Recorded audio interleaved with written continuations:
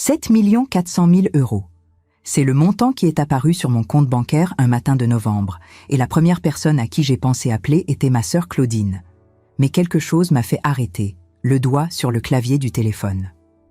Une voix en moi, fatiguée et méfiante après 65 ans à marcher dans ce monde, a murmuré une question que je n'avais jamais posée à voix haute. Si je n'avais rien, qui resterait vraiment à mes côtés? J'ai passé toute ma vie à croire que la famille était tout, que le sang signifiait la loyauté, que les liens entre frères et sœurs étaient incassables, même quand la vie nous emmenait sur des chemins différents. Bernard a construit une brasserie sophistiquée dans le centre de Lyon, avec des menus sur papier crème et des vins chers sur les étagères. Claudine a hérité des appartements de son défunt mari et vit de loyer, voyageant en Provence chaque fois que l'hiver devient trop rigoureux.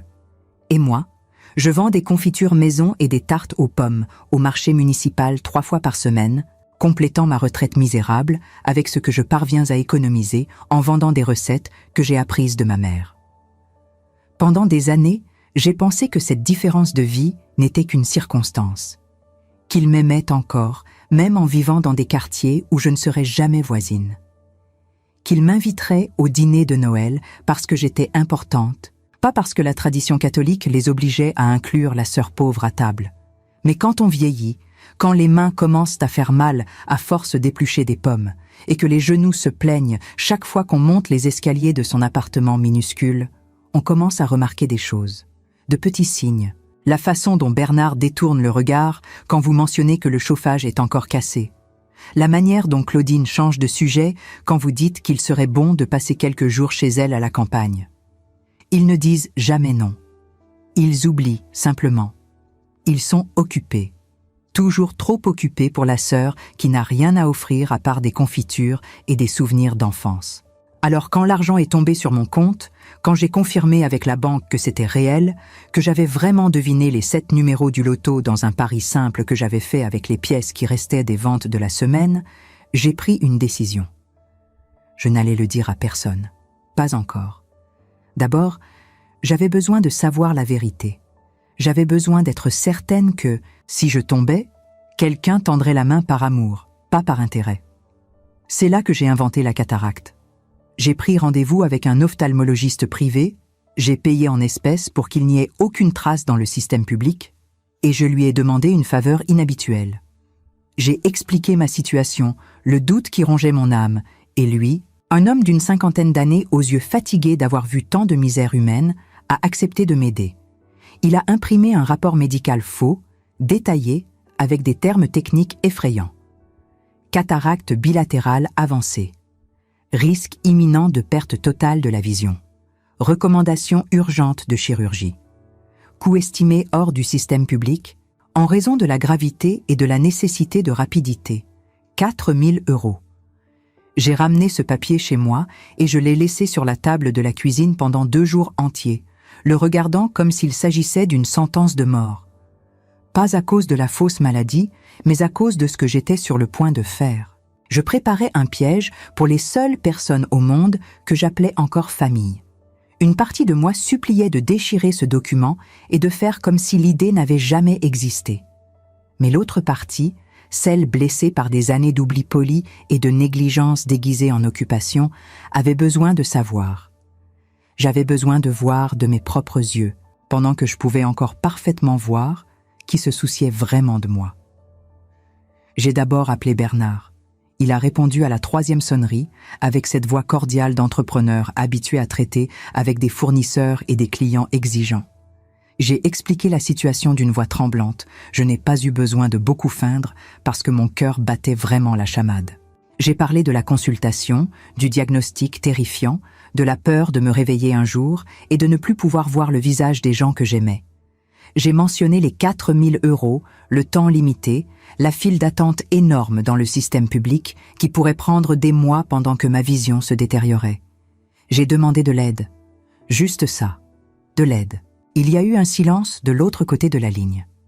Un silence assez long pour que j'entende le bruit de la brasserie en arrière-plan, le tintement des verres, le murmure des conversations élégantes. Puis Bernard a pris une profonde inspiration, et ce qui est sorti de sa bouche a été une explication soigneusement construite sur les impôts très élevés, sur les rénovations nécessaires au restaurant, sur les investissements qui ne pouvaient pas être défaits sans perte. Il a parlé pendant 5 minutes sans s'arrêter, utilisant de beaux mots pour dire une chose simple. Non. Il n'a pas pu prononcer ce mot directement, bien sûr. Les gens comme Bernard ne disent jamais non de manière claire.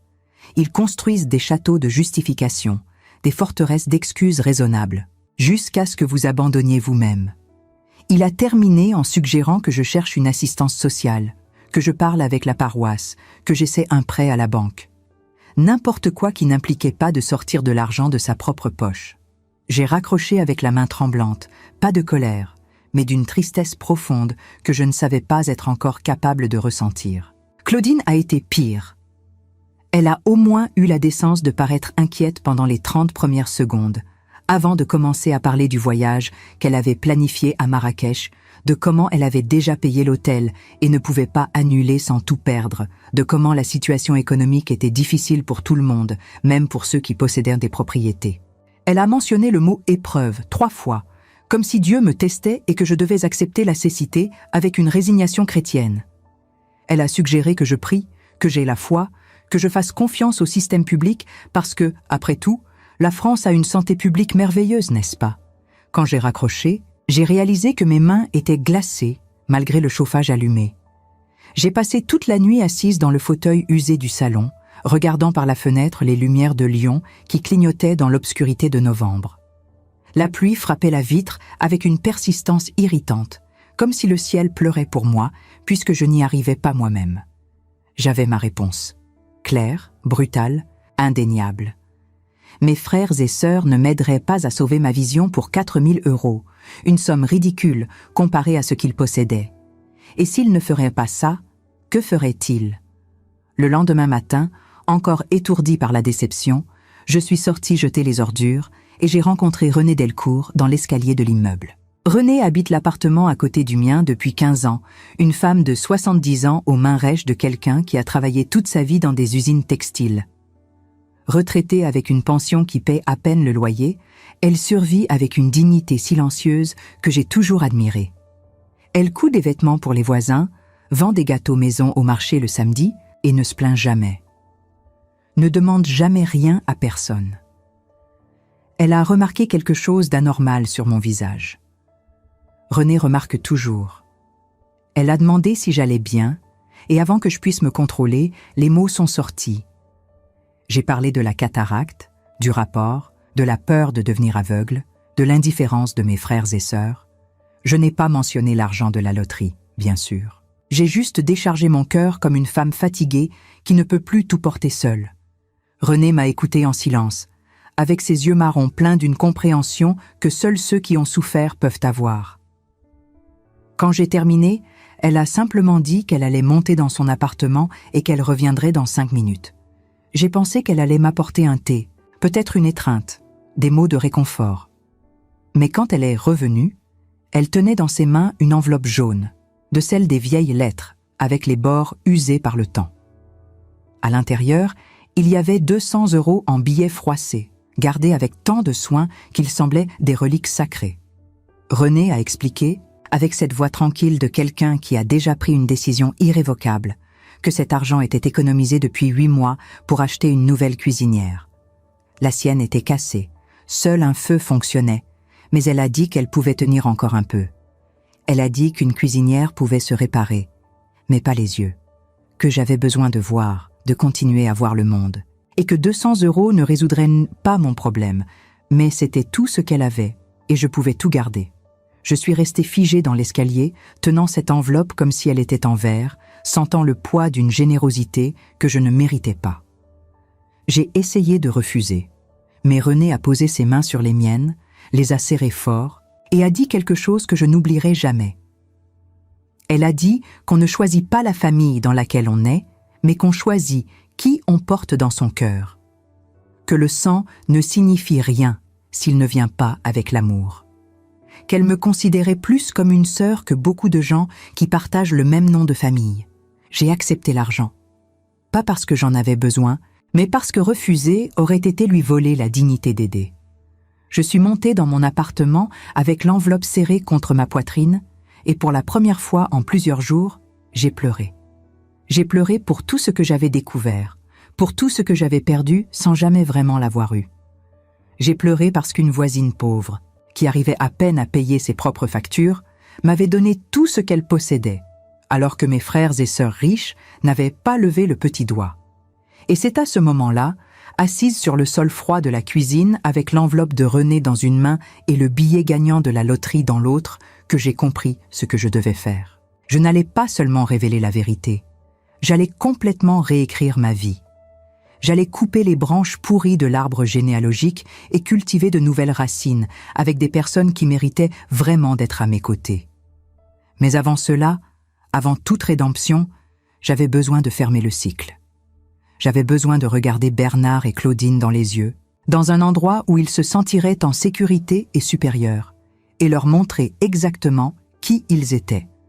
Pas avec colère, pas avec des cris ou des accusations dramatiques, juste avec la vérité nue, servie dans une coupe de champagne, dans un restaurant où ils adoraient être vus. Vous vous demandez peut-être si j'ai été cruelle, si j'ai tendu un piège injuste à mes propres frères et sœurs. Mais laissez-moi vous poser une question.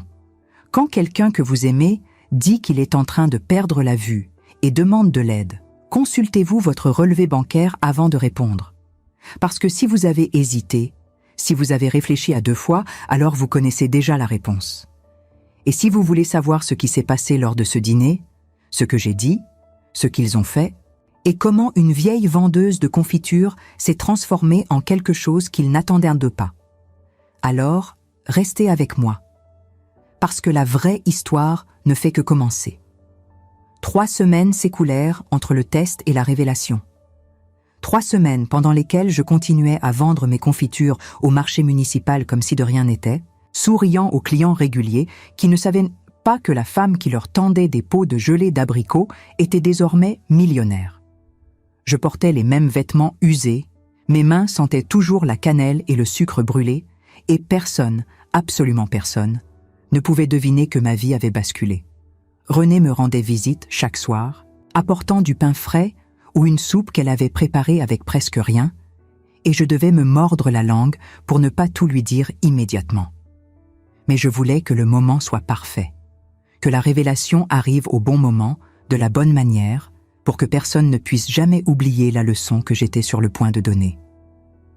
Je réservais une table au Maire Brasier, un restaurant étoilé Michelin dans le 2e arrondissement de Lyon, le genre d'endroit où Bernard aimait emmener ses clients importants et où Claudine se vantait d'avoir dîné avec son défunt mari.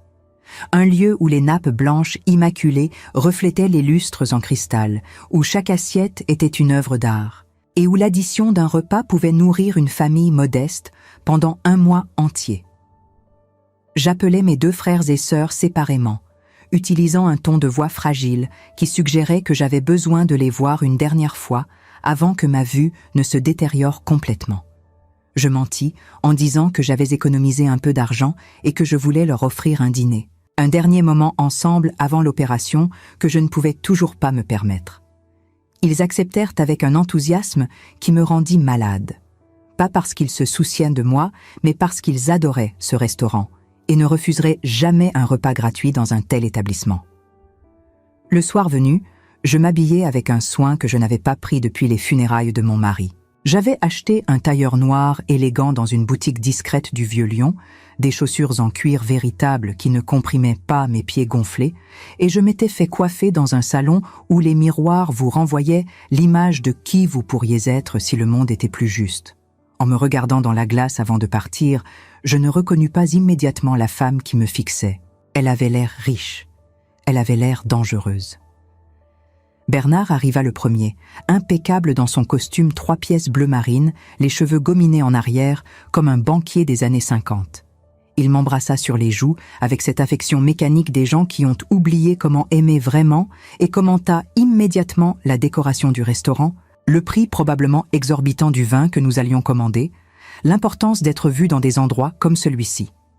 Il ne remarqua pas mon tailleur neuf, ne demanda pas comment j'allais. Se contenta de s'asseoir et de consulter le menu comme s'il étudiait un rapport financier. Claudine arriva 10 minutes plus tard, parfumée d'une fragrance coûteuse qui envahit notre table comme un nuage toxique. Elle portait une robe bordeaux qui révélait des bras bronzés par son récent séjour au Maroc et des bijoux qui brillaient sous les lumières tamisées du restaurant. Elle se plaignit du trafic, du prix du stationnement, de la difficulté à trouver une place pour sa nouvelle voiture, puis finalement me regarda et demanda, presque comme une pensée après coup, comment allaient mes yeux. Je souris, un sourire calme, contrôlé, qui cachait la tempête qui grondait dans ma poitrine. Je leur dis que nous parlerions de ça plus tard, que pour l'instant je voulais juste profiter de leur compagnie, savourer un bon repas ensemble comme nous ne l'avions pas fait depuis des années. Ils se détendirent immédiatement, soulagés de ne pas avoir à parler de maladie et de pauvreté, et se lancèrent dans leurs conversations habituelles sur l'économie, sur les impôts insupportables, sur la difficulté d'être propriétaire en France. Je les écoutais en silence pendant que nous dégustions des entrées raffinées, des plats principaux qui coûtaient plus cher que ma pension hebdomadaire, et je les observais avec une clarté nouvelle. Bernard, qui se plaignait du coût de la main-d'œuvre dans sa brasserie, tout en commandant le vin le plus cher de la carte. Claudine, qui critiquait les locataires, qui osaient demander des réparations dans ses appartements, tout en planifiant son prochain voyage en Italie. Ils vivaient dans une bulle dorée, complètement déconnectés de la réalité que des millions de Français traversaient chaque jour. Le serveur apporta le dessert, un soufflé au chocolat qui s'élevait majestueusement au-dessus de son moule en porcelaine, et c'est à ce moment que je décidai de frapper.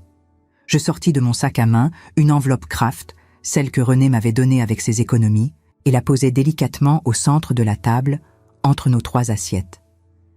Bernard fronça les sourcils, intrigué. Claudine pencha la tête, curieuse. Je pris une gorgée de champagne, laissant le liquide pétillant me donner le courage dont j'avais besoin.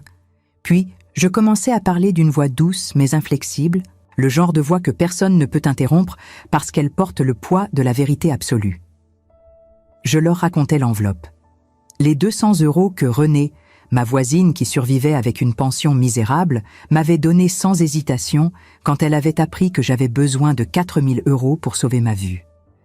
Je leur expliquais que cet argent représentait 8 mois d'économie, qu'il était destiné à l'achat d'un nouveau poêle parce que le sien ne fonctionnait presque plus, mais qu'elle avait choisi de me le donner parce que, selon ses propres mots, un poêle pouvait attendre, mais des yeux ne le pouvaient pas. Le visage de Bernard se durcit légèrement, comprenant où je voulais en venir. Claudine posa sa fourchette, son regard oscillant entre l'enveloppe et moi, comme si elle cherchait une échappatoire dans cette conversation qu'elle commençait à redouter. Puis, je sortis un deuxième document de mon sac, mon relevé bancaire récent, celui qui montrait un solde qui faisait tourner la tête. 7 400 000 €. Je le plaçai à côté de l'enveloppe de René, créant un contraste si violent qu'aucun mot n'était nécessaire pour expliquer ce qu'il signifiait. Le silence qui suivit fut plus bruyant que n'importe quel cri. Bernard regardait le papier comme s'il était écrit en chinois, son cerveau refusant de traiter l'information. Claudine porta la main à sa bouche, ses yeux s'écarquillant d'une incrédulité qui se transforma rapidement en compréhension horrifiée. Je leur expliquai calmement que j'avais gagné à la loterie il y a 3 semaines, que le diagnostic de cataracte était faux, une mise en scène que j'avais orchestrée avec l'aide d'un médecin compréhensif. Que les 4 000 € n'étaient pas une nécessité médicale mais un test, une expérience cruelle peut-être, mais nécessaire pour découvrir qui dans ma famille m'aimait vraiment et qui se contentait de faire semblant. Bernard fut le premier à réagir, comme je m'y attendais. Il se lança dans une justification élaborée, parlant de timing difficile, de liquidité momentanément bloquée, d'une situation temporaire qui ne reflétait pas son véritable désir de m'aider. Il utilisa des mots comme « malentendu » et « contexte », construisant un château de cartes rhétoriques qui s'effondrait à mesure qu'il parlait. Claudine choisit une stratégie différente. Elle parla de famille, de liens du sang, de l'importance de pardonner et d'oublier. Elle mentionna notre mère décédée, notre père qui aurait voulu que nous restions unis, les traditions familiales qui devaient être préservées à tout prix. Elle pleurait presque, ses yeux brillants de larmes calculées qui ne me touchèrent pas du tout. Je les laissai parler jusqu'à ce qu'ils soient épuisés, jusqu'à ce que leurs arguments s'essoufflent comme des ballons dégonflés. Puis je leur dis la seule chose qui importait vraiment. Ce dîner était le dernier service que je leur rendais, le dernier moment que nous partagions en tant que famille. À partir de maintenant, Ils étaient des étrangers pour moi, des gens avec qui je partageais un nom de famille et quelques souvenirs d'enfance, mais rien de plus. Je ne leur devais rien, ne leur donnerais rien, et ne voulais plus rien recevoir d'eux non plus. Bernard essaya de négocier, évidemment. Il parla d'investissement, de partenariats possibles, de comment il pourrait m'aider à gérer ma nouvelle fortune. Claudine suggéra des projets familiaux, des fondations charitables que nous pourrions créer ensemble, des façons de transformer cet argent en quelque chose de significatif pour honorer nos parents. Je me levai calmement, laissant sur la table assez d'argent liquide pour couvrir l'addition généreuse et un pourboire royal pour le serveur qui avait été témoin silencieux de ce drame familial. Je pris mon sac, mon manteau, et avant de partir, je me penchai vers eux une dernière fois. Je leur dis que l'argent ne m'avait pas changé, qu'il avait simplement révélé ce qui était déjà là, caché sous les conventions sociales et les obligations familiales. Que René, avec ses 200 € et son poil cassé, m'avait donné plus en un instant qu'eux en toute une vie. Que la vraie richesse n'était pas dans un compte bancaire, mais dans le cœur des gens qui vous aimaient sans condition, sans calcul, sans attendre quoi que ce soit en retour. Je quittais le restaurant sans me retourner, laissant derrière moi 2 personnes qui auraient probablement besoin de plusieurs verres supplémentaires pour digérer ce qui venait de se passer. En marchant dans les rues froides de Lyon, sous un ciel de novembre qui menaçait de pleuvoir à nouveau, je me sentis étrangement légère, comme si je venais de déposer un fardeau que je portais depuis des décennies sans même réaliser son poids. Le lendemain matin, je frappai à la porte de René avec une enveloppe beaucoup plus épaisse que celle qu'elle m'avait donnée. À l'intérieur, il y avait ces 200 € originaux, plus un chèque de 300 000 €. Quand elle l'ouvrit, quand elle vit le montant, ses jambes faillirent céder sous elle et je dus la soutenir jusqu'à sa chaise de cuisine. Je lui expliquai mon projet. Il y avait une ancienne boulangerie-pâtisserie dans le vieux Lyon, un établissement historique qui avait fermé ses portes il y a 2 ans quand le propriétaire était mort sans héritier. Le bâtiment était magnifique, avec des poutres en bois d'origine et un four à pain centenaire qui attendait juste d'être rallumé. Je voulais l'acheter, le rénover et en faire quelque chose de spécial. Pas seulement un commerce, mais un lieu où les gens pourraient se sentir accueillis, où mes confitures et mes tartes auraient une vraie maison et où René serait ma partenaire égale, ma co-associée dans tous les sens du terme. René pleura. De vraies larmes cette fois, pas les larmes calculées de Claudine, mais celles d'une femme qui n'avait jamais osé rêver que la vie pourrait lui offrir une seconde chance à 70 ans. Elle me serra dans ses bras avec une force surprenante pour quelqu'un de si petit et de si frêle, et murmura dans mon oreille que je lui avais sauvé la vie sans même le savoir. Les semaines qui suivirent, le dîner au Mère Brasier furent étrangement silencieuses. Bernard et Claudine n'appelèrent pas, n'envoyèrent pas de messages, ne firent aucune tentative de me contacter directement. J'imagine qu'ils étaient occupés à traiter leur humiliation, à inventer des histoires pour justifier ce qui s'était passé, à se convaincre mutuellement que j'étais devenue folle avec l'argent et que tout cela était temporaire. Peut-être espéraient-ils que je reviendrais en rampant, que la solitude me ferait regretter ma décision, que je finirais par supplier leur pardon comme une enfant punie qui réalise son erreur. Mais les rumeurs voyagent vite dans une ville comme Lyon, surtout dans les cercles bourgeois où Bernard et Claudine évoluaient. Les serveurs du restaurant parlèrent, comme ils parlent toujours, et bientôt tout le monde savait qu'une vieille femme qui vendait des confitures au marché avait gagné des millions à la loterie et avait humilié publiquement sa propre famille dans l'un des restaurants les plus prestigieux de la ville. L'histoire se répandit dans les salons privés, les clubs de golf, les vernissages d'art où les gens riches se rassemblaient pour parler d'argent sans jamais prononcer le mot directement. Certains trouvèrent cela scandaleux, une trahison des valeurs familiales, un acte de cruauté inexcusable. D'autres, et ils étaient plus nombreux que je ne l'aurais imaginé, trouvèrent cela délicieux, une histoire de justice poétique qui réchauffait le cœur.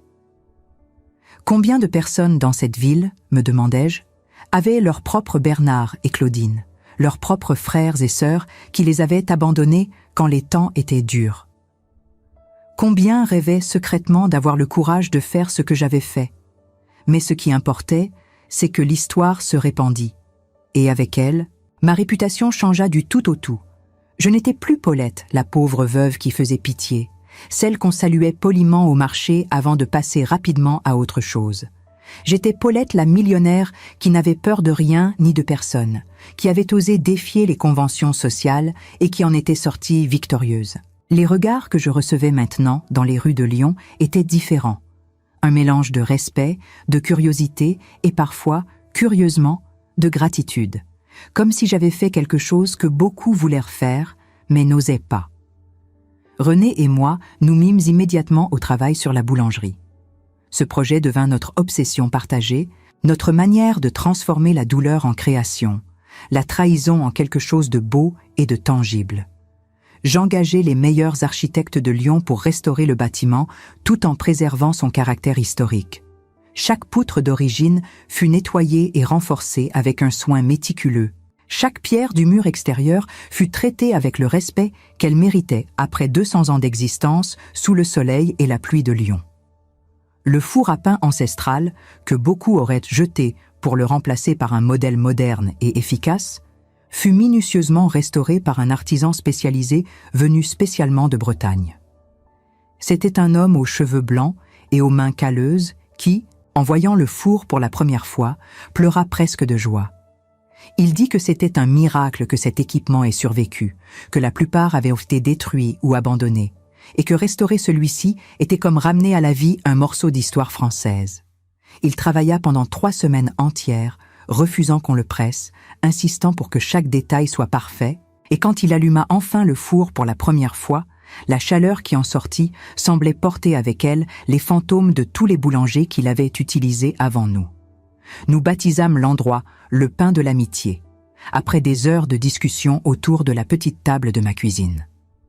René avait suggéré des noms plus sophistiqués, plus commerciaux, mais je voulais quelque chose qui racontait notre histoire sans avoir besoin de l'expliquer. Un nom simple, mais chargé de sens pour nous deux. Un nom qui disait au monde que cet endroit n'était pas juste une boulangerie, mais une déclaration sur ce qui comptait vraiment dans la vie. Un manifeste sur la valeur de l'amitié authentique dans un monde obsédé par le sang et l'argent. Le jour de l'ouverture arriva par une froide matinée de janvier, avec un ciel gris perle qui menaçait de neige, mais n'en donna jamais. Une file d'attente s'était formée devant la porte, avant même que nous ayons déverrouillé, des voisins curieux, des habitués du marché qui me connaissaient depuis des années, des étrangers attirés par les articles dans les journaux locaux qui avaient découvert notre histoire. Quand j'ouvris les portes, l'odeur de pain frais qui s'échappa dans la rue froide fit soupirer les gens de plaisir. Un soupir collectif qui me fit comprendre que nous avions créé quelque chose de spécial. René apprit rapidement, beaucoup plus rapidement que je ne l'aurais imaginé. Elle avait toujours eu du talent pour la pâtisserie, cela je le savais. Mais maintenant, avec des ingrédients de qualité supérieure, des équipements professionnels qui fonctionnaient correctement et la liberté de créer sans se soucier de chaque centime dépensé, elle s'épanouit comme une fleur longtemps privée d'eau et de soleil. Ses tartes aux pommes, faites avec des pommes de Savoie et du beurre normand, rivalisaient avec celles des meilleurs établissements de Lyon. Les critiques gastronomiques vinrent, goûtèrent et écrivirent des articles élogieux qui attirèrent encore plus de clients. Ces croissants étaient si feuilletés et dorés que les gens faisaient la queue dès 6 heures du matin pour en acheter encore chaud, sortant du four, avec cette croûte croustillante parfaite et cet intérieur moelleux qui fondait sur la langue. Elle développa une technique spéciale pour les pains au chocolat, plaçant 2 barres de chocolat noir de qualité supérieure à l'intérieur au lieu d'une, et les clients en devinrent obsédés, revenant jour après jour, incapables de résister. Moi, je me concentrais sur mes confitures, mais à une échelle que je n'avais jamais osé imaginer auparavant. J'expérimentais avec des saveurs audacieuses qui auraient semblé folles dans ma vie précédente. Abricots et lavande de Provence, fraises et basilic frais, figues et noix de Grenoble. Je créais des éditions limitées pour chaque saison, utilisant des fruits locaux cultivés par des agriculteurs de la région que je payais généreusement pour leur travail honnête et leur engagement envers la qualité plutôt que la quantité. L'automne apporta des confitures de poire et de vanille bourbon, l'hiver des mélanges de fruits rouges avec une touche de vin épicé, le printemps des créations délicates avec des fleurs comestibles et du miel de châtaignier. Chaque pot était étiqueté à la main par Renée avec une calligraphie élégante qu'elle avait apprise dans sa jeunesse. Et les clients commencèrent à collectionner nos pots vides comme des objets d'art, refusant de les jeter même après avoir fini le contenu. Mais le plus important, le projet qui me tenait vraiment à cœur et que je gardais relativement discret au début, était celui que j'avais créé avec une partie de ma fortune. J'utilisais l'argent pour financer des consultations ophtalmologiques gratuites dans les quartiers défavorisés de Lyon, dans ces zones où les gens reportaient leur visite médicale parce qu'ils devaient choisir entre payer le loyer ou prendre soin de leur santé. Je payais des lunettes neuves pour les enfants dont les parents ne pouvaient pas se les offrir. Ces enfants qui plissaient les yeux en classe et prenaient du retard à l'école simplement parce qu'ils ne pouvaient pas voir le tableau correctement. Je couvrais le coût de chirurgie de la cataracte pour des personnes âgées qui, comme j'avais prétendu l'être, risquaient réellement de perdre la vue faute de moyens pour une intervention rapide. Chaque fois que je recevais une lettre de remerciement, chaque fois que je voyais la photo d'un enfant souriant avec ses nouvelles lunettes ou d'une grand-mère en larmes parce qu'elle pouvait enfin voir le visage de ses petits-enfants clairement, je sentais que tout cela, toute la douleur et la trahison, avait un sens plus profond que je n'avais pas compris au début. Je le faisais anonymement au début, à travers une fondation que j'avais créée avec un nom générique qui ne révélait rien sur mon identité. Mais les bénéficiaires voulaient savoir qui les aidait, voulaient exprimer leur gratitude directement, et progressivement, malgré mes efforts pour rester dans l'ombre, mon identité fut révélée. Ce qui était étrange, ce qui me surprit vraiment, c'est que personne ne semblait trouver bizarre qu'une ancienne vendeuse de confitures finance maintenant des opérations des yeux par centaines. Au contraire, les gens trouvaient cela logique, presque poétique, dans une sorte de justice cosmique, qu'une femme qui avait prétendu perdre la vue pour tester sa famille aide maintenant d'autres personnes à préserver la leur. L'histoire se répandit, et avec elle, une nouvelle vague de respect m'entoura, quelque chose de plus profond que la simple curiosité ou l'admiration pour ma richesse. C'était du respect pour ce que je choisissais de faire avec cette richesse, pour la façon dont je transformais ma propre douleur en soulagement pour les autres. Un après-midi de février, alors que la neige tombait doucement sur Lyon et que le pain de l'amitié débordait de clients cherchant refuge dans la chaleur de notre four à pain et l'arôme réconfortant du pain frais, je vis Bernard à travers la vitrine embuée. Il se tenait de l'autre côté de la rue étroite, les mains enfoncées dans les poches de son manteau de cachemire gris, regardant notre boutique avec une expression que je ne pus déchiffrer complètement. Était-ce du regret, de la jalousie, de la curiosité, un mélange de tout cela? Il resta là pendant ce qui me sembla une éternité, observant les clients qui entraient et sortaient avec des sacs remplis de nos produits, écoutant peut-être les rires qui s'échappaient chaque fois que la porte s'ouvrait. Je me demandais ce qu'il pensait, ce qu'il ressentait, en voyant sa sœur pauvre transformée en quelque chose qu'il n'avait jamais imaginé possible. Est-ce qu'il regrettait? Est-ce qu'il comprenait enfin ce qu'il avait perdu? Je ne sortis pas pour lui parler, ne fis pas signe de l'avoir vu, bien que nos regards se soient croisés brièvement à travers la vitre. Continuais simplement à servir les clients, à emballer des tartes chaudes dans du papier Kraft recyclable, à sourire aux enfants qui regardaient avec émerveillement les pâtisseries exposées dans la vitrine comme des trésors précieux. Après environ 20 minutes qui semblèrent suspendues dans le temps, Bernard partit, disparaissant dans la foule hivernale comme un fantôme d'une vie que j'avais consciemment et délibérément laissée derrière moi. Renée remarqua mon changement d'humeur, comme elle remarquait toujours les changements subtils dans mon état d'esprit. Elle posa sa main sur mon épaule, une main marquée par des décennies de travail manuel, mais étonnamment douce et réconfortante dans son geste, et me demanda si j'allais bien. Je lui dis la vérité, comme je le faisais toujours avec elle maintenant. Que voir Bernard m'avait rappelé ce que j'avais perdu, mais aussi, et c'était peut-être plus important, tout ce que j'avais gagné en échange. Que je ne regrettais pas ma décision, pas une seule seconde, pas même dans mes moments de doute nocturne quand le silence de l'appartement me pesait, mais que la tristesse était toujours là, tapie dans un coin de mon cœur, comme une vieille blessure qui ne fait plus mal constamment, mais qui se rappelle à vous dans certains moments inattendus. Une tristesse pour la famille que j'aurais voulu avoir, mais que je n'avais jamais eu, pour les frères et sœurs que j'avais imaginés dans mon enfance, mais qui n'existaient que dans mes rêves. Ce soir-là, René et moi fermâmes la boutique plus tôt que d'habitude, laissant partir nos employés avec des sacs pleins de pâtisseries invendues qu'ils pourraient partager avec leur propre famille. Nous montâmes à mon appartement, celui que j'avais conservé malgré ma nouvelle richesse, qui aurait pu m'acheter un pantouse dans les quartiers les plus chers de Lyon. Je l'avais gardé parce qu'il représentait quelque chose d'important pour moi, un rappel constant de qui j'étais vraiment, d'où je venais, des années de lutte et de dignité silencieuse qui m'avaient formé. Nous bûmes du vin rouge bon marché, celui que nous aimions avant que l'argent ne change nos vies et ne nous ouvre les portes des caves à vin sophistiqués.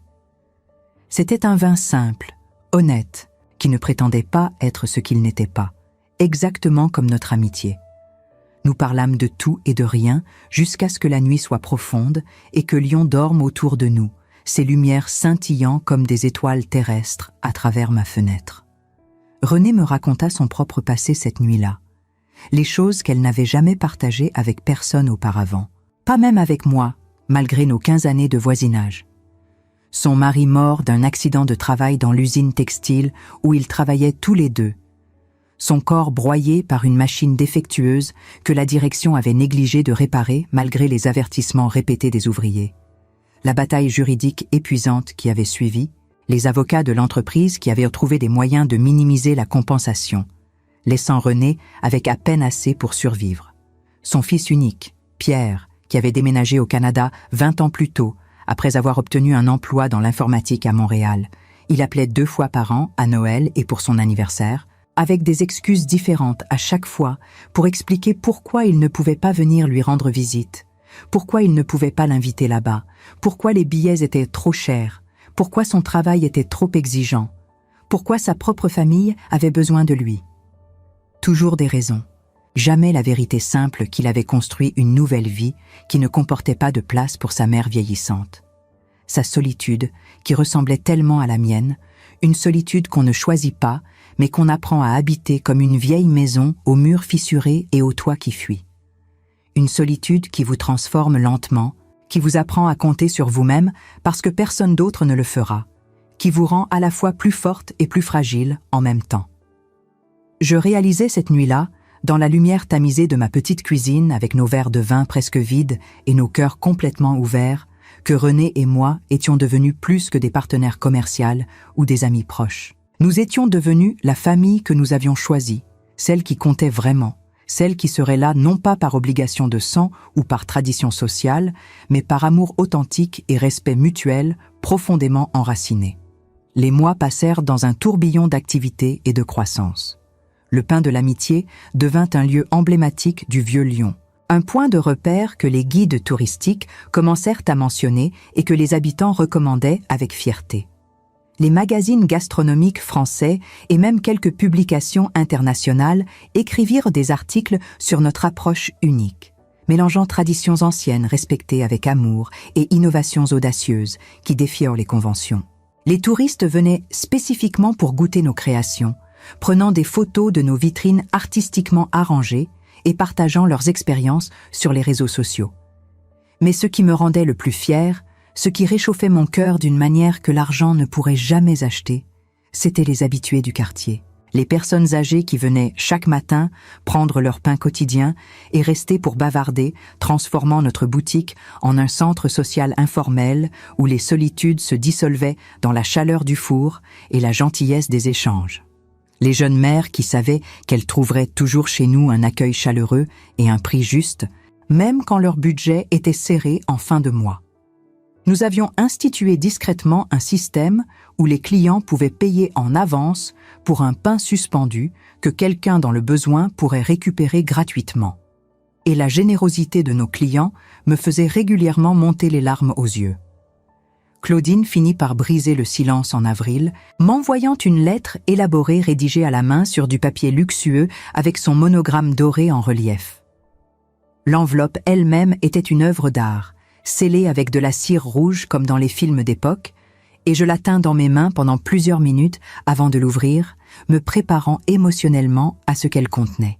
Elle écrivait sur la famille avec une éloquence soigneusement construite, sur les malentendus qui pouvaient être résolus avec de la bonne volonté, sur l'importance du pardon dans les enseignements chrétiens que notre mère nous avait transmis. Elle mentionnait notre mère plusieurs fois, encore une fois utilisant les morts comme des arguments dans les conflits entre les vivants, comme si invoquer son nom pouvait effacer les trahisons concrètes et mesurables des vivants. Elle terminait en suggérant que nous nous rencontrions pour clarifier les choses et retrouver ce que nous avions perdu, proposant même un lieu et une date, un salon de thé élégant dans le 6e arrondissement où elle savait que je ne me sentirais pas à ma place. C'était typique de Claudine. Même dans ses tentatives de réconciliation, elle cherchait à maintenir le déséquilibre de pouvoir qui avait toujours existé entre nous. Je lus la lettre une seule fois, lentement, pesant chaque mot et reconnaissant la manipulation soigneuse derrière chaque phrase apparemment sincère. Puis je la pliai soigneusement et la rangeai dans un tiroir de mon bureau, à côté d'autres documents que je gardais, non pas parce qu'ils étaient importants, mais parce qu'ils servirent de rappel de qui j'avais été et de qui je refusais de redevenir. Je ne répondis pas. Pas par cruauté, pas par désir de la faire souffrir ou de prolonger son inconfort, mais simplement parce qu'il n'y avait rien à clarifier, rien à retrouver qui mérite d'être retrouvé. Ce qui était perdu n'avait jamais vraiment existé de la manière que j'avais imaginée. Et ce que j'avais maintenant, ma vie avec René, notre boutique, ma fondation, ma paix intérieure durement gagnée, était infiniment plus précieux que tout ce que Claudine ou Bernard pourraient jamais m'offrir. Un soir de mai, alors que les cerisiers du Vieux-Lyon étaient en pleine floraison et que l'air sentait le printemps et les promesses nouvelles, que les terrasses des cafés débordaient de gens profitant de la douceur après un long hiver, René et moi nous assîmes dans la cour arrière de la boulangerie.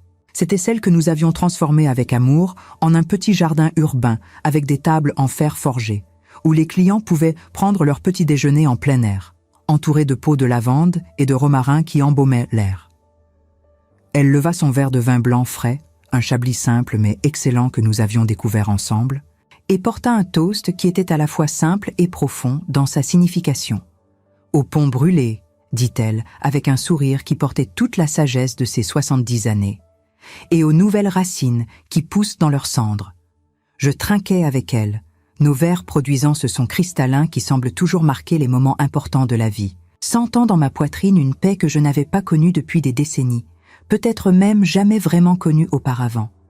Les ponts avec Bernard et Claudine étaient effectivement brûlés, complètement réduits en cendres par leur propre indifférence calculée et mon refus catégorique de continuer à prétendre que tout allait bien quand rien n'allait. Mais de ces cendres poussait effectivement quelque chose de nouveau, quelque chose de plus fort et de plus authentique que tout ce que j'avais connu avant. Des racines qui s'enfonçaient profondément dans un sol fertile d'amitié véritable, de buts partagés, de valeurs communes qui n'avaient rien à voir avec le sang ou l'argent, mais tout à voir avec le caractère et le cœur. L'été arriva avec sa chaleur caractéristique de Lyon, transformant les rues pavées du vieux Lyon en rivières de touristes cherchant l'ombre et les bonnes adresses.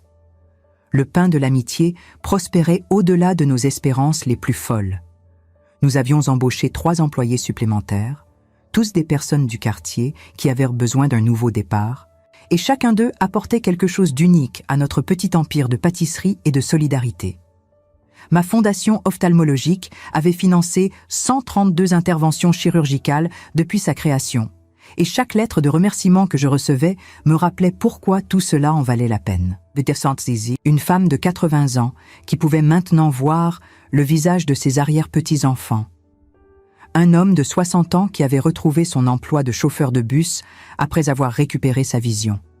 Une fillette de 9 ans qui pleurait de joie en découvrant qu'elle pouvait enfin lire au tableau sans plisser les yeux. C'était en septembre, lors d'un matin particulièrement doux où le soleil perçait à travers les fenêtres de la boulangerie comme une bénédiction dorée, que je reçus une visite inattendue. Pas Bernard ou Claudine, comme je l'avais parfois imaginé dans mes moments de faiblesse, mais quelqu'un d'encore plus surprenant. Une jeune femme d'environ 30 ans entra dans la boutique, accompagnée d'un garçon de 7 ou 8 ans qui tenait fermement sa main. Elle regardait autour d'elle, avec une expression mêlant nervosité et détermination, comme quelqu'un qui a répété mentalement un discours difficile et qui maintenant doit le prononcer pour de vrai. Elle s'approcha du comptoir où je me trouvais, arrangeant une nouvelle fournée de croissants encore chauds sur le plateau d'exposition, et dit mon nom d'une voix hésitante. « Madame Morel ? Paulette Morel ?» Je confirmai, intrigué, essuyant mes mains pleines de farine sur mon tablier. Elle se présenta comme Mathilde, la fille de Bernard. Ma nièce, techniquement, bien que je ne l'avais pas vue depuis qu'elle était adolescente, quand elle assistait encore aux réunions familiales, avant de partir étudier à Paris et de disparaître de nos vies, comme tant d'autres. Le petit garçon était son fils, Léo, mon petit-neveu que je n'avais jamais rencontré. Il me regardait avec de grands yeux curieux, se demandant probablement qui était cette vieille femme que sa mère semblait si nerveuse de rencontrer. Mathilde m'expliqua qu'elle avait entendu parler de ce qui s'était passé au restaurant, de la loterie, de ma rupture avec Bernard et Claudine. Toute la famille élargie savait, évidemment. Les ragots avaient circulé pendant des mois, se transformant et s'amplifiant à chaque répétition jusqu'à devenir des légendes presque mythiques. Mais ce n'était pas pour cela qu'elle était venue. Elle était venue parce qu'elle voulait s'excuser, pas au nom de son père, qu'elle décrivait avec une franchise brutale comme un homme obsédé par l'argent et le statut social au point d'avoir oublié ce qui comptait vraiment.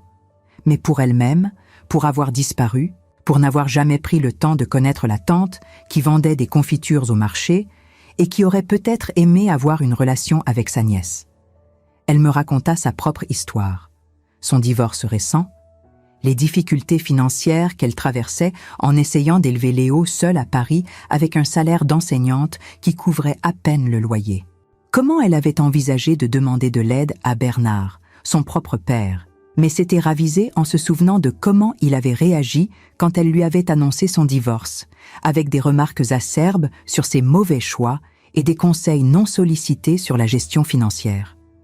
Elle ne voulait pas d'argent de ma part, précisa-t-elle rapidement, les joues rouges d'embarras.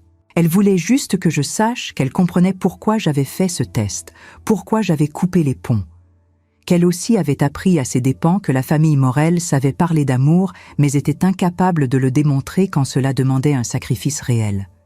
Je regardais cette jeune femme, cette version féminine de Bernard, avec quelque chose en plus. Une vulnérabilité, une honnêteté qu'il n'avait jamais possédée. Et je sentis quelque chose se fissurer dans la muraille que j'avais construite autour de mon cœur. Pas tous les ponts étaient brûlés, réalisai-je. Certains n'avaient jamais été vraiment construits, attendant juste que quelqu'un prenne l'initiative de poser la première pierre. Je fis le tour du comptoir, m'agenouillai devant Léo et lui demandai s'il aimait les pains au chocolat. Ses yeux s'illuminèrent et il hocha vigoureusement la tête. Je lui en donnai 2, encore chauds, et lui dit qu'il pouvait revenir quand il voulait, que sa grand-tante Paulette aurait toujours quelque chose de délicieux pour lui. Puis j'invitai Mathilde à s'asseoir dans la cour arrière, loin des clients et du bruit de la boutique, et nous parlâmes pendant 2 heures. Je lui racontai toute l'histoire, sans rien édulcorer, depuis le billet de loterie jusqu'au dîner au maire Brasier, en passant par la générosité de René et la création du pain de l'amitié. Elle écouta sans m'interrompre, hochant la tête aux moments appropriés, et quand je terminai, elle avait les larmes aux yeux. « Je suis désolée, dit-elle simplement. Désolée que vous ayez dû traverser ça seule.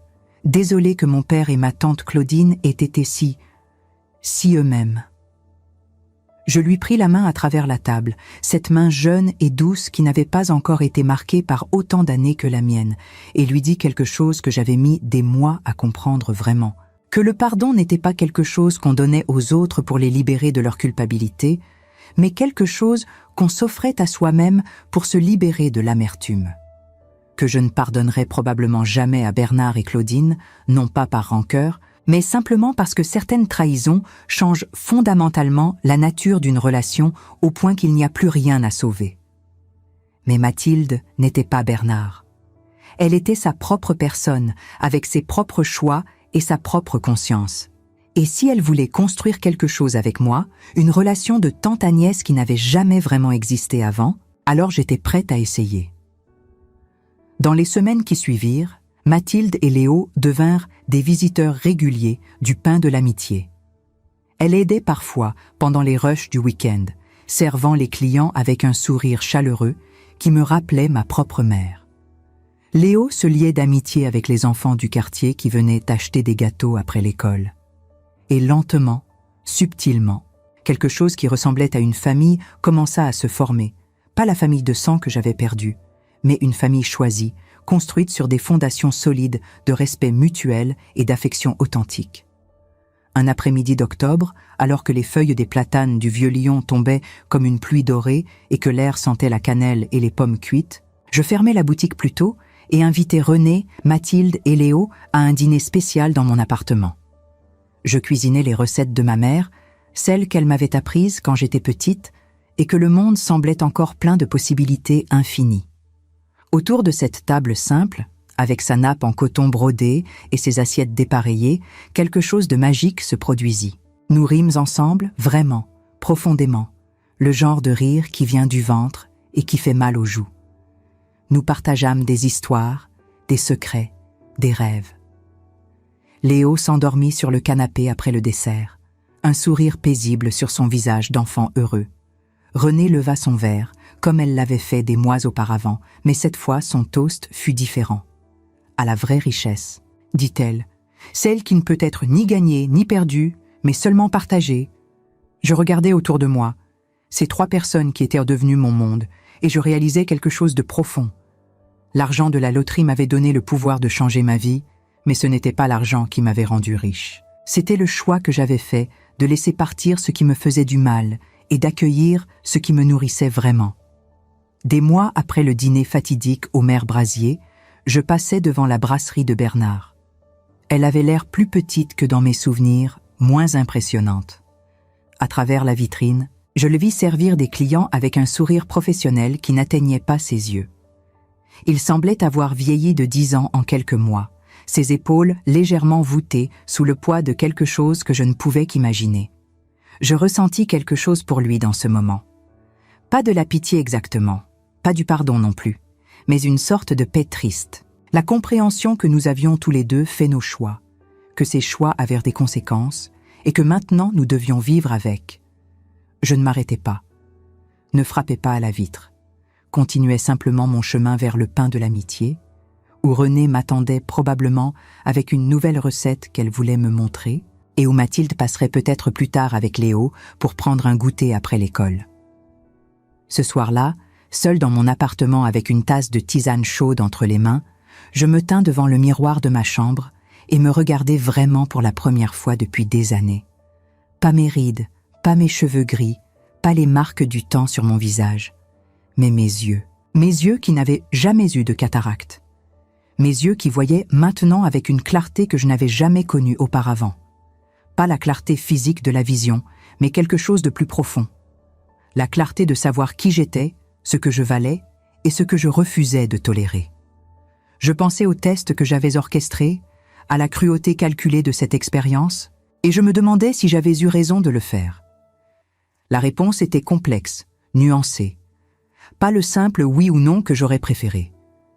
J'avais été cruel, oui. J'avais manipulé les gens que j'étais censé aimer, oui. Mais j'avais aussi découvert une vérité que j'avais besoin de connaître, aussi douloureuse soit-elle.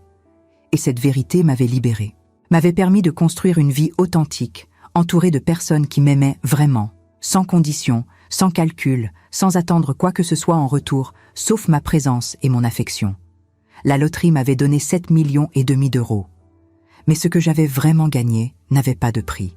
J'avais gagné la capacité de voir clairement, de faire des choix difficiles, de défendre ma dignité, même quand cela signifiait perdre les dernières connexions avec ma famille de sang. J'avais gagné René, qui était plus une sœur que Claudine ne l'avait jamais été. J'avais gagné Mathilde et Léo, une famille choisie qui grandissait avec amour et intention plutôt que par accident de naissance. J'avais gagné le pain de l'amitié, qui était devenu bien plus qu'une simple boulangerie, mais un symbole de ce que signifie vraiment prendre soin les uns des autres. Et j'avais gagné quelque chose d'encore plus précieux, la paix avec moi-même. La certitude que j'avais fait ce qui était juste pour moi, même quand c'était difficile, même quand cela me coûtait cher en termes de relations familiales, même quand les autres ne comprenaient pas. Dehors, Lyon brillait sous les lumières nocturnes, cette ville qui avait été témoin de toute ma vie, de mes joies et de mes douleurs, de mes échecs et de mes triomphes. Et pour la première fois en 65 ans, je me sentais vraiment chez moi, pas dans un lieu géographique, mais dans ma propre peau, dans mes propres choix, dans ma propre vérité. Je posai ma tasse de tisane, éteignis les lumières et m'allongeai dans mon lit avec un sourire paisible. Demain, je retournerai à la boulangerie. Je continuerai à faire mes confitures, à servir mes clients, à financer des chirurgies pour ceux qui en avaient besoin. Je continuerai à construire la vie que j'avais choisie, une vie qui n'était peut-être pas parfaite, mais qui était mienne, authentiquement, complètement mienne. Et mes yeux, ces yeux qui n'avaient jamais été malades, continueraient à voir vraiment. Pas seulement les formes et les couleurs du monde physique, mais les vérités plus profondes, les connexions authentiques, l'amour réel qui existe quand on a le courage de le reconnaître et de rejeter tout le reste. C'était ça, la vraie victoire. Pas l'argent, pas la revanche, mais la clarté, la capacité de voir, enfin, ce qui comptait vraiment. Alors, dites-moi sincèrement, si c'était vous, qu'auriez-vous fait ? Si vous aviez découvert que les personnes censées vous aimer n'étaient là que pour les jours faciles, auriez-vous eu le courage de fermer cette porte pour toujours ? Je sais que beaucoup d'entre vous qui m'écoutent aujourd'hui ont vécu quelque chose de semblable. Peut-être pas avec une loterie, peut-être pas avec un test aussi cruel que le mien, mais avec cette douleur sourde de réaliser que la famille n'est pas toujours synonyme d'amour. Certains d'entre vous ont probablement continué à sourire au repas de famille, avalant la déception comme un médicament amer qu'on prend par habitude. D'autres ont peut-être rompu les liens, comme moi, et portent encore le poids de ce choix dans leur cœur. Ce que j'ai appris, ce que ces mois m'ont enseigné avec une clarté impitoyable, c'est qu'il n'y a pas de bonne ou de mauvaise réponse. Il y a seulement notre vérité, celle qui nous permet de dormir la nuit sans que le ressentiment nous ronge de l'intérieur. Aujourd'hui, je veux entendre la vôtre. Pas pour juger, jamais pour juger, mais pour comprendre que nous ne sommes pas seuls dans ces choix impossibles que la vie nous force à faire. Écrivez-moi dans les commentaires ce que vous auriez fait à ma place. Auriez-vous pardonné à Bernard et Claudine ? Auriez-vous coupé les ponts comme je l'ai fait ? Ou auriez-vous trouvé un troisième chemin, un chemin dont je n'ai même pas imaginé l'existence ? Et si vous avez vécu quelque chose de similaire, si vous portez vous aussi une cicatrice invisible, laissée par ceux qui auraient dû vous protéger, racontez-le-moi. Vos mots peuvent être le réconfort que quelqu'un d'autre cherche désespérément aujourd'hui. Dites-moi aussi d'où vous m'écoutez en ce moment. De quelle ville, de quel pays, de quel coin du monde votre vie vous a mené. Parce que ces histoires de trahison et de rédemption, elles n'ont pas de frontières. Elles nous unissent tous dans notre humanité partagée. Si ce récit a touché quelque chose en vous, si mes mots ont résonné avec une expérience que vous pensiez être la seule à porter, alors prenez un instant pour vous abonner à cette chaîne. Parce qu'il y aura d'autres histoires comme la mienne, d'autres vérités difficiles racontées avec honnêteté.